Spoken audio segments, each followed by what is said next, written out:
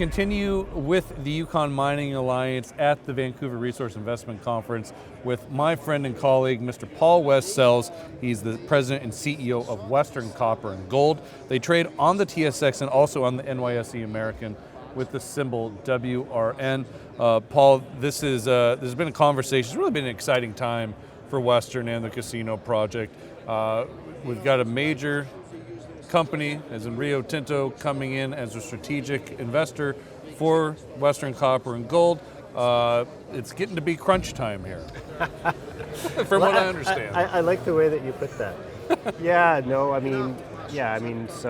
We entered a strategic investment agreement with Rio Tinto actually a year ago.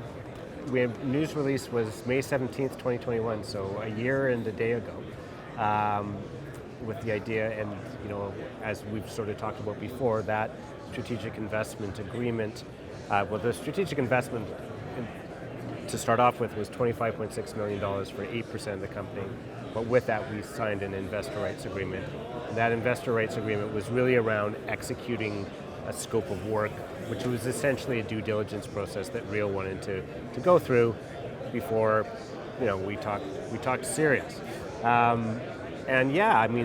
That work is mostly done. The last little bit is this metallurgical program that should be complete in the next, I want to say 1 month, but let's say 1 to 2 months. There's always a couple little things that I's that need to be dotted and T's that need to be crossed. But so far it's been a great relationship. They've been a great group to work with, and once that's done, we'll sit down presumably and talk about what's next. Listen, the world needs more copper and needs more tier 1 copper gold projects. Obviously, casino fits that mold. It's fit that mold for years, yep. Right? But there seems to be this, I don't know if you can call it a rush, but it seems like there's new fire behind the major producers to start looking at the funnel of projects coming on in their own portfolio. And projects such as casino are few and far between right now. Do you feel like this is just maybe the first early stages of companies such as the Rio Tinto, such as the BHPs, to come in and start kind of taking a real close look at these projects, knowing that they're going to get real competitive? Absolutely.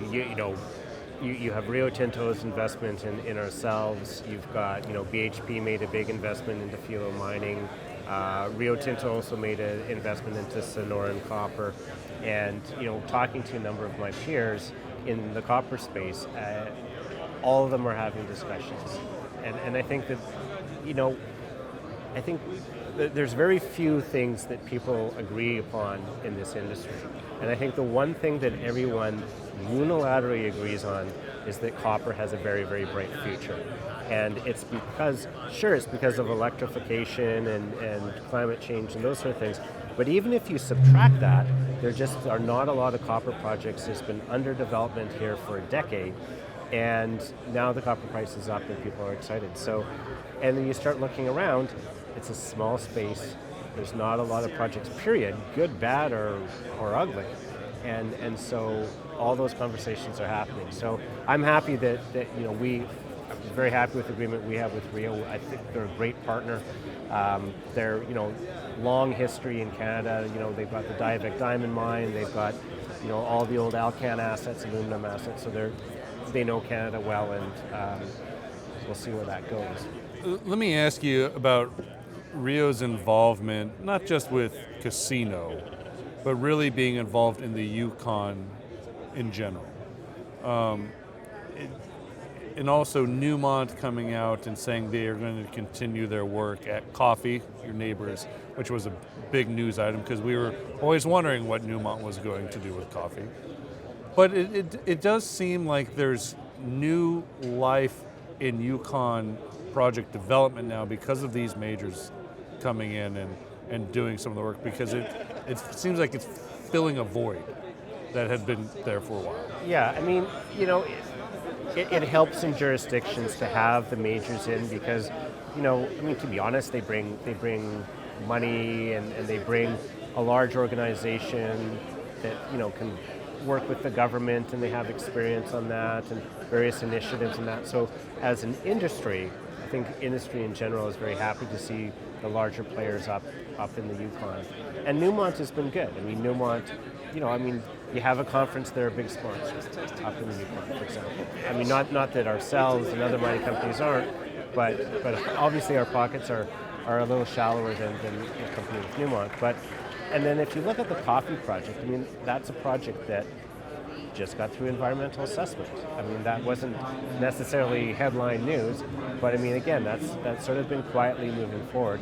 And so again, it just shows that you've got a jurisdiction in the Yukon where obviously there's mines operating, there's mines getting permitted and built and moving forward. So, and I think that what people are beginning to realize, and particularly the majors, is they're looking at, okay, there's jurisdictions like Yukon where these things are happening.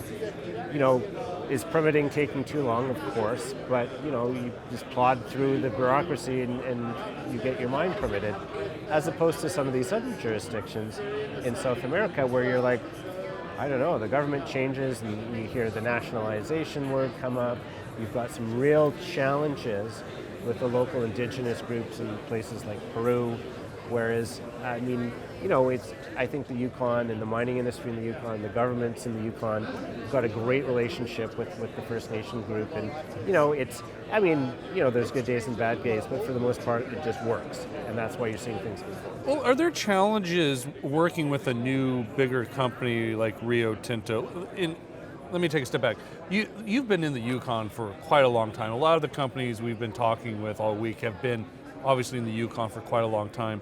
You know the territory, you know the government officials, you know your colleagues in the industry. There's streamlined conversation happening generally all around within the Yukon.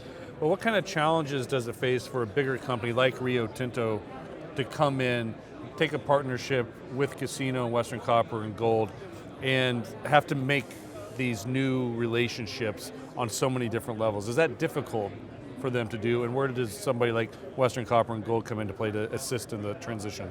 Yeah, with Rio right now, I mean, they are in the we're still looking phase. They're window shopping a little. I mean, they gave us $25.6 million, so it's not just window shopping, but they haven't written the big check yet.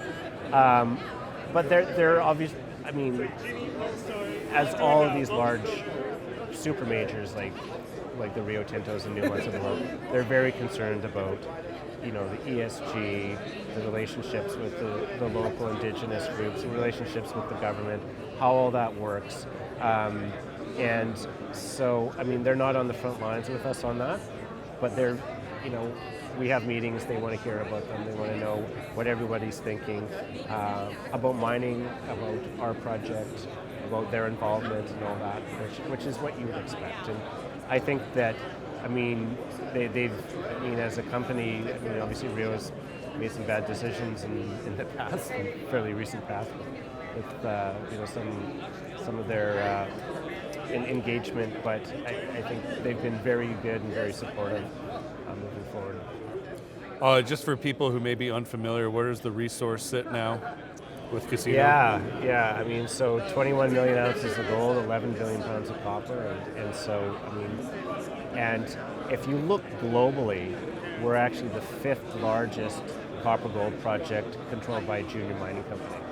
So, and in the Yukon, in this good, advanced mining district. Yeah. Well, if that's not enough for somebody, yeah, there is expansion potential as well in areas where you. Oh yeah, it's wide open at depth. It's open in the northwest. We actually expanded our land package recently and acquired, I guess a couple of years ago now, acquired a big package right next to us, which is sort of closer to actually where the coffee project, the Newmont's coffee project is. So a bunch of Casino-like copper gold targets and coffee-like, just gold targets on that. So, it's exciting. All right.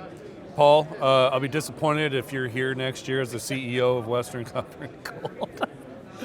Good things happening with the company. I'm really excited for you. It's time. It was time for something like this to happen with casinos. Yeah, I think it's an exciting time. I mean, it's like I said, it's just been really eye-opening. Obviously, this has been a great relationship with Rio Tinto moving forward, but just the whole copper space and the interest from, not just Rio but other majors that have been knocking on people's doors. It's a fun time. It's been a long haul to get to this, but we knew that this was coming just because of the way copper's lined up. But always a pleasure talking to you, Trevor. Appreciate it. That's Paul Westsells of Western Copper and Gold, again trading on the TSX and the NYSE American with the symbol WRN.